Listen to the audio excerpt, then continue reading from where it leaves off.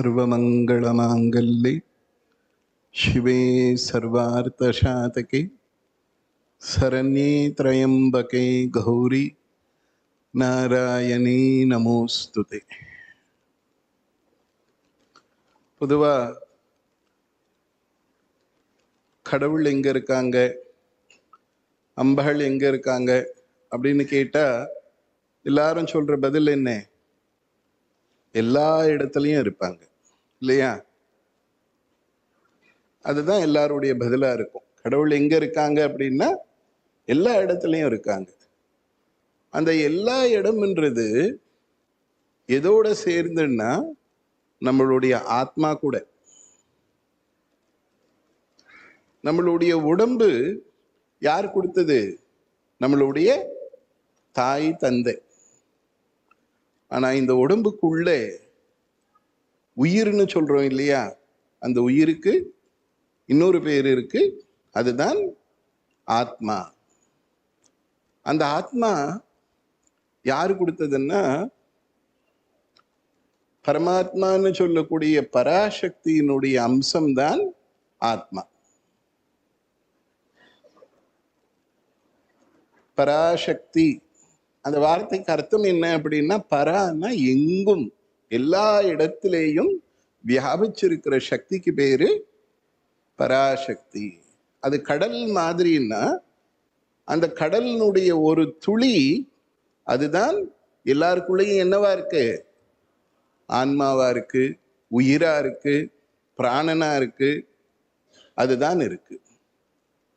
சரி, அப்போ நமக்குள்ளேயே அம்மா இருக்கும்போது, நமக்குள்ளேயே இந்த அகில ஆண்டத்தையும் படைச்ச சக்தி இருக்கும்போது நமக்கு ஏன் கஷ்டம் வருது? அப்போ நாம ஏன் கவலைப்படுறோம்?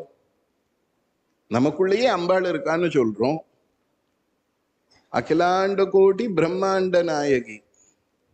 நாம வாழற இந்த பூலோகம் மாதிரி பல கோடிக்கணக்கான லோகங்களை படைச்சி காப்பாத்திட்டு இருக்கிற அந்த சக்தி நமக்குள்ள ஆன்மாவா இருக்குன்னும் போது நாம ஏன் தெய்வமா நம்மால உணர முடியல? இதனாலே நமக்குள்ள அம்பாள் இருக்கா, ஆனால் அந்த பர்சன்டேஜ், அந்த சைத்தன்யம் எப்படி இருக்கு? கம்மியா இருக்கு. இப்ப இவ்வளோ பெரிய ஹால் இருக்கு. இந்த ஹால்ல எல்லாரும் தெளிவா தெரியணும் அப்படின்னா எத்தனை லைட் தேவை? ஒரு 50 லைட் இருந்தா தான் ஒருத்தர் தெளிவா பார்க்க முடியும். இந்த லைட் எல்லாம் ஆஃப் பண்ணிட்டு அந்த மூலையில ஒரு சின்ன அகல் வச்ச போதுமா? எல்லாருக்கும் தெரியுமா? தெரியாது. அது போலத்தான் நமக்குள்ள அம்பாள் இருக்கா. ஆனா அந்த அம்பாள் எப்படி இருக்கா?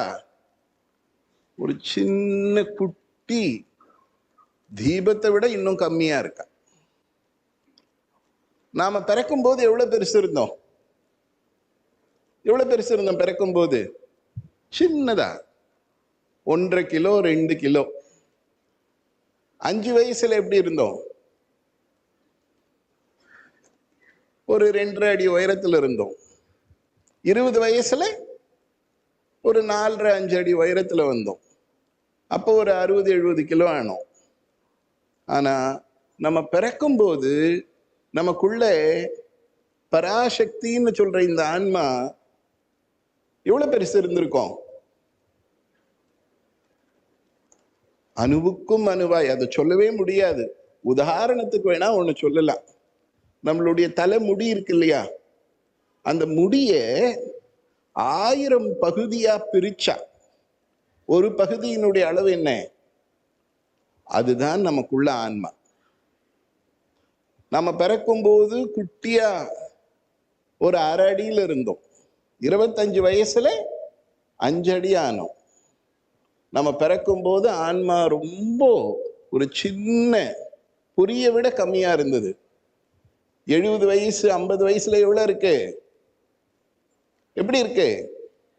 அதே மாதிரி பத்திரமா இருக்கு.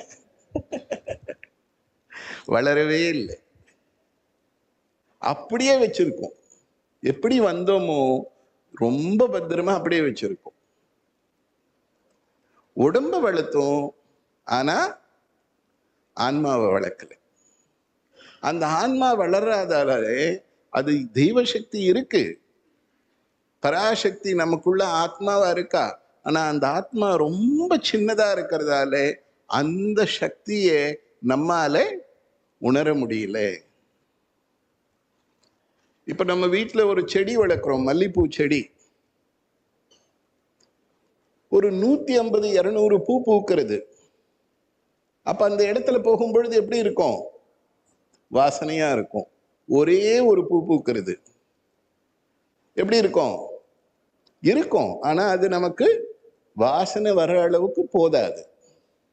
அது போல நமக்குள்ள அம்மா அம்பாள் என்ற சக்தி ஆத்மாவா இருக்கா. ஆனா அந்த சக்தி எப்படி பிறந்தோமோ நாம ரொம்ப ஜாக்கிரதையா அதே அளவுல வச்சிருக்கோம். நமக்குள்ளேயும் உடம்பு வளர்ற மாதிரி அந்த சக்தியும் வளரும் போது அம்பாளுடைய தன்மை எல்லாம் நமக்குள்ளேயே வரும். அம்பாளுக்கு என்னென்ன தன்மை இருக்கு? என்னென்ன தன்மை இருக்கு அம்பாளுக்கு? ஞானம், ஞானம், சக்தி, கலை, அழகு, வீரம், வெற்றி, கருணை, சிருஷ்டி, ஆனந்தம், அன்பு, சந்தோஷம், இப்படி எல்லா குணங்களும் அம்பாள் கிட்ட இருக்கு. அந்த அம்பாள் தான் நமக்குள்ள இருக்கா. ஆனால் அந்த சக்தி ரொம்ப கம்மியா இருக்கிறதால இந்த தன்மை எதையுமே நம்மால உணர முடியல. அப்ப அந்த தன்மையெல்லாம் உணரணும்னா நமக்குள்ள என்ன வளரணும்? ஆன்மான்ற அந்த சக்தி வளரணும். அது எப்படி வளரும்? பக்தி இருந்தால் சக்தி வரும். இப்ப நம்ம உடம்பு இருக்கு, ஸ்தூலம் சூக்ஷ்மம்னு ரெண்டு சொல்லுவாங்க. ஸ்தூலம் என்ன? கண்ணுக்கு தெரியறது, தொட்டா உணரக்கூடியது. சூக்ஷ்மம்னு சொன்னா கண்ணுக்கும் தெரியாதது, அதை தொடவும் முடியாது. கண்ணுக்கே தெரியலன்னா எப்படி தொட முடியும்? ஆத்மா எந்த வடிவத்தை சேர்ந்தது? சூக்ஷ்மமானது. உடம்பு ஸ்தூலமானது. இந்த ஸ்தூலமான உடம்புக்கு எதை கொடுத்து வளர்க்கிறோம்? எதை கொடுத்து வளர்க்கிறோம்? ஸ்தூலமான உடம்புக்கு என்ன கொடுக்கிறோம்? எத்தனை வேலை? 3 வேலை. சமயம் கிடைச்சா 4வது வேலை சந்தோஷமா சாப்பிடுவோம். ஆனா ஆன்மாவுக்கு அது சக்தியால ஆனது. இப்ப டாக்டர்ஸ் எல்லாம் சொல்றாங்க, அவங்க ஆபரேஷன் பண்ணிட்டே இருந்தோம், உயிர் போயிடுச்சுன்னு. அந்த உயிர் போயிடுச்சுன்னு சொன்னாங்களே, யாராவது அந்த உயிரை பார்த்திருக்காங்களா? யாராவது கையில பிடிச்சி ஒரு டப்பால போட்டு அடைச்சி வச்சிருக்காங்களா? முடியாது. ஏன்னா அது எல்லாத்த விட வார்த்தைகளால் சொல்ல முடியாத அளவுக்கு சின்னது. அது ஒரு சக்தி மயமானது. உடம்பு ஸ்தூலமானது.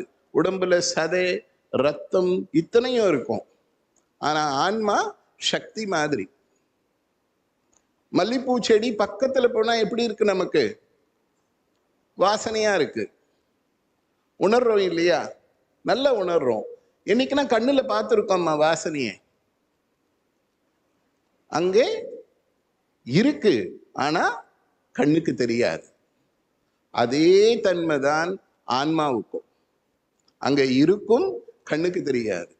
அப்ப சக்திமயமான இருக்கிற ஆத்மாவுக்கு வளர்க்கணும்னா உடம்புக்கு என்ன கொடுக்கிறோம்? சாப்பாடு கொடுக்கிறோம். ஆன்மா எந்த வடிவம்? சக்தி வடிவம். அப்ப என்ன கொடுக்கணும்? சக்தியை கொடுக்கணும். ஆன்மாவுக்கு சக்தியை கொடுக்கும் போது ஆன்மா வளரும். அந்த சக்தி எப்படியெல்லாம் கிடைக்கும்னா, கோவில்களுக்கு போகும் பொழுது கோவில்ல என்ன இருக்கும்? சக்தி இருக்கும். அதனால தான் நம்மளுடைய தர்மத்துல 1000 ஆண்டுகளா அவ்வளோ பெரிய கோவில்களை உருவாக்கி வச்சது. ஒரு லைப்ரரிக்கு போனா என்ன கிடைக்கும்? அறிவு கிடைக்கும். ஒரு ஹோட்டலுக்கு போனா என்ன கிடைக்கும்? சாப்பாடு கிடைக்கும். ஒரு சினிமாக்கு போனா என்ன கிடைக்கும்? என்ன கிடைக்கும்? ஒரு பொழுது போகும், சந்தோஷம் கிடைக்கும். அப்படி கோவிலுக்கு போனா என்ன கிடைக்கும்? சக்தி கிடைக்கும். எந்த இடத்துல எது இருக்கோ அந்த இடத்துல இருந்து நாம் அதை உடம்பானது கிரகிக்கும். அந்த உடம்பு நம்ம உடம்பானது அதை வாங்கிக்கும். ஆக லைப்ரரி போகும்போது அறிவு கிடைக்கும். ஹோட்டல்ல போகும்போது அங்க சாப்பாடு இருக்கும், அதனால சாப்பாடு கிடைக்கும். கோவில்ல போகும்போது அங்க சக்தி இருக்கும். அங்க எப்படி சக்தி இருக்கு அப்படின்னா, கோவில்ல காலையிலிருந்து ராத்திரி வரைக்கும் என்ன நடந்துட்டே இருக்கும்? பூஜைகள் நடந்துட்டே இருக்கும். அப்படி அந்த பூஜைகள் நடந்துட்டே இருக்கும்போது இந்த பூஜைகளுக்கெல்லாம் எதை உபயோகப்படுத்துவாங்க? மந்திரம். வார்த்தை, மந்திரம், இது ரெண்டுத்துக்கும் வித்தியாசம் இருக்கு. வார்த்தைன்றது அடுத்தவங்களோட நம்ம பேசுறதுக்காக உபயோகப்படுத்துறது வார்த்தை. அந்த வார்த்தைகளை பேசும்போது சப்தம் மாத்திரம் வரும், சவுண்டு மாத்திரம் வரும். ஆனால் மந்திரங்களை சொல்லும் பொழுது அங்கே சவுண்டும் வரும், அந்த சப்தத்தோட கூட என்ன வரும்? சக்தி வரும், அதிர்வலைகள் வரும், எனர்ஜி வரும், வைப்ரேஷன்ஸ் வரும். ஆக எந்த ஒரு எழுத்து அல்லது வார்த்தைக்கு சக்தியை உருவாக்கக்கூடிய தன்மை இருக்கோ அதுதான் என்னது? என்னது? மந்திரம். அந்த மந்திரத்தை தான் கோவில்ல காலையிலிருந்து ராத்திரி வரைக்கும் படிச்சுட்டே இருப்பாங்க. அப்போ ஒரே இடத்துல ஒரு வார்த்தையை, சக்தியை உற்பத்தி செய்யக்கூடிய வார்த்தையை திரும்ப திரும்ப திரும்ப சொல்லும் பொழுது அந்த கோவில்ல இருக்கிற விக்கிரகம் அது என்ன பண்ணும்? இந்த மந்திரத்திலிருந்து வெளிவரக்கூடிய எல்லா சக்தியையும் உள்ள வாங்கி வச்சுக்கும். உள்ள வாங்கி வச்சுட்டு அங்கிருந்து வர்றவங்களுக்கெல்லாம் அந்த சக்தியை வெளிப்படுத்தும். இதுதான் ஒரு கோவிலினுடைய விசேஷம். நம்ம எல்லாம் நினைக்கிறது கோவிலுக்கு சும்மா போயிட்டு குறைய சொல்றதுக்குன்னு. அதுக்காக மட்டும் இல்லை கோவில். கோவிலுக்கு போகும் பொழுது கண்ணுக்கு தெரியாம அங்க இருக்கக்கூடிய தெய்வத்தினுடைய சக்தியை வாங்கிக்கிறோம். ஆக கோவிலுக்கு போனால் ஆத்ம சக்தி உண்டாகும். நம்ம வீட்டிலேயே டெய்லி கோவிலுக்கு போக முடியல, வாரத்துல ஒரு நாள் போகலாம். மற்ற நாள் என்ன பண்ணலாம்? வீட்டிலேயே ஒரு 10 நிமிஷம் மந்திரங்களை படிக்கலாம். அந்த மந்திரங்களை படிக்கும்போது அந்த மந்திரத்திலிருந்து வர சக்தி நம்ம ஆன்மாவில் சேர்ந்து அந்த சக்தியை பலப்படுத்தும். அதோடு கூட இன்னைக்கு பௌர்ணமிக்கு வந்திருக்கீங்க இல்லையா? இப்படி இந்த யாகத்துல தொடர்ந்து கலந்துக்கும் பொழுது அந்த ஆத்ம சக்தி அதிகமாகும். ஏன் அப்படின்னா பௌர்ணமியில விசேஷமானது. பௌர்ணமியே விசேஷம். அந்த பௌர்ணமியில பீடத்துல கலந்துக்கும் பொழுது என்ன விசேஷமா என்ன கிடைக்கும்? வெண்பொங்கல் கிடைக்கும். இல்ல, அதுவும் கிடைக்கும், அதுவும் பிரசாதம். ஆனா அதுக்கு முன்னாடி ரக்ஷையும் அம்மா கையால தீர்த்தம், அந்த புரோக்ஷம்னு சொல்ற தெளிக்கிறது நடக்கும். அது தண்ணி கிடையாது. எல்லா குழந்தைங்க மேல தெளிக்கிறது அது தண்ணி கிடையாது. அது என்னது? அது தீர்த்தம். நம்ம குடிக்கிறதுன்னா அது தண்ணின்னு பேரு. தீர்த்தம் என்ற வார்த்தைக்கு பவித்திரமானது, தெய்வீகமானதுன்னு அர்த்தம். எப்படி தண்ணி தெய்வீகமா மாறுது? 3 மணி நேரம் யாக குண்டத்துக்கு முன்னாடி அந்த கலசத்தை வச்சு என்ன படிக்கிறாங்க? மந்திரம். என்ன மந்திரம்? சர்வமங்கள மாங்கல்யே, சர்வமங்கள மாங்கல்யே, எல்லா மங்களத்தை கொடுக்கக்கூடியவளே என்ற இந்த வார்த்தையை திரும்ப திரும்ப திரும்ப சொல்லும் போது அம்மாவை அந்த கலசத்துக்குள்ள இறக்கி வைக்கிறாங்க, ஆவாகனம் செய்யறாங்க. அந்த கலசத்துல இருக்கிற தீர்த்தத்தை தான் எல்லாருமேலையும் தெளிக்கிறது. அம்மா முதல்ல சொன்னேன் இல்லையா, உடம்பு விளக்க என்ன வேணும்? உணவு வேணும். ஆன்மாவை விளக்க சக்தி வேணும். உங்க மேல தெளிக்கிற அந்த தீர்த்தம் என்னது? அது சக்தியை கொடுக்கக்கூடியது, உடம்புக்கு சக்தியை கொடுக்கக்கூடியது, ஆன்மாவுக்கு சக்தியை கொடுக்கக்கூடியது, ஆன்மா சுமந்திருக்கக்கூடிய கர்மங்களை போக்கக்கூடியது, பயங்களை போக்கக்கூடியது, பாவங்களை போக்கக்கூடியது, நோய்களை போக்கக்கூடியது, துக்கத்தை போக்கக்கூடியது, கோபத்தை போக்கக்கூடியது, இப்படி எல்லா கெட்ட விஷயங்களையும் போக்கக்கூடியது தான் அந்த தீர்த்தம். வழக்கமா நம்ம தாகத்துக்கு தண்ணி குடிக்கும் போது எவ்வளவு குடிப்போம்?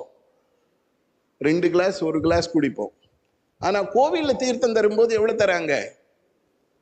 அப்படின்னா டேஸ்டா இருக்கும். பெருமாள் கோவில்ல இன்னும் கொஞ்சம் கொடுக்க மாட்டாங்களான்னு தோணும். ஏன் அவ்வளவுதான் கொடுக்குறாங்க? அது தண்ணி கிடையாது, அது என்னது? சக்தி. அந்த சக்தி அந்த அளவு இருந்தாலே போதும். அந்த சக்தி நேரா எங்க போகும்? ஆன்மாவுக்கு போயிட்டு அந்த ஆன்மாவுல பலப்படுத்தும். ஒரு விதைக்கு மேல தண்ணியை தெளிச்சுட்டே இருந்தா என்ன ஆகும்? அந்த விதை வளர்ந்து மரமாகும். ஆக உடம்புன்ற அந்த விஷயத்துக்கு எப்படி உணவு தண்ணியோ அது போல ஆன்மாவுக்கு பலத்தை சேர்க்கிறது இந்த தெய்வத்தினுடைய சக்தி. ஆக நம்ம கோவிலுக்கு போறதுன்றது, நம்ம பொதுவா என்ன நினைப்போம்? கோவிலுக்கு போகும்போது அர்ச்சனை தட்டு வாங்கிட்டு போவோம், மாலை வாங்கிட்டு போவோம், அபிஷேகத்துக்கு பால் வாங்கிட்டு போவோம். நாம என்ன நினைக்கிறோம்? இதெல்லாம் நாம தெய்வத்துக்கு கொடுத்தோன்னு. உண்மையிலேயே இதை எல்லாத்த விட நம்ம கொடுக்கறத விட அங்கிருந்து என்ன பண்றோம்? வாங்கிட்டு வரும். நம்ம எவ்வளவு நேரம் ஒரு கோவில்ல இருக்கோமோ அவ்வளவு நேரம் அந்த கோவில்ல இருக்கக்கூடிய சக்தியை நம்ம உடம்பானது கிரகிக்கும். நம்ம உடம்புக்கு ஒரு தன்மை உண்டு. என்ன தன்மைன்னா கிரகிக்கிற தன்மை உண்டு. ஐஸ்ல கை வச்சா எப்படி இருக்கு? நமக்கு சில்லுன்னு இருக்கு. தெரியாம ஒரு சூடு மேல நெருப்புல கை வச்சா சுடுறது. ஏன்னா நமக்கு உணர்ற தன்மை இருக்கு, வாங்கிக்கிற தன்மை இருக்கு. அப்ப தெய்வத்தினுடைய அருள் மேல கை வச்சா அதையும் உள்ள வாங்கி. அதுக்குதான் கோவிலுக்கு போறது. நாம எல்லாம் நினைக்கிறது ஏதோ அது ஒரு சம்பிரதாயம், ஒரு பழக்கம், வருஷத்துல ஒரு நாள் போனா போதும், மாசத்துல ஒரு நாள் போனா போதும்னு. ஆனா அப்படி கிடையாது. உணவு எப்படி நமக்கு எந்த அளவுக்கு முக்கியமோ அந்த உணவுக்கு சமமா இந்த ஆன்மாவும் அதுக்கு சக்தியும் ரொம்ப முக்கியம். அந்த சக்தி வளர வளர வளர, நல்லா யோசிச்சு பாருங்களேன், நிறைய பேரு மாசம் மாசம் தவறாம பௌர்ணமிக்கு கலந்துக்கிறவங்க உண்டு. அந்த பௌர்ணமிக்கு வந்தா போனுக்கு பேட்டரி சார்ஜ் பண்ற மாதிரி அடுத்த 1 மாசத்துக்கு என்ன ஆகும்? அந்த சார்ஜ் இருக்கும். தவறி ஒரு பௌர்ணமிக்கு வரலன்னு வச்சுக்குவோம், அந்த மாசம் என்ன நடந்தாலும் என்ன சொல்லுவோம்? நான் அங்க போல, அதனாலதான். அது கற்பனை மட்டும் இல்லை, உண்மையும் அதுதான், சத்தியமும் அதுதான். காரணம் என்னன்னா, அம்மா சொன்ன மாதிரி ஒரு யாகத்துல கலந்துக்கும் பொழுது எவ்வளவு நேரம் அங்க நிக்கிறோமோ நம்ம உடம்பு என்ன பண்ணும்?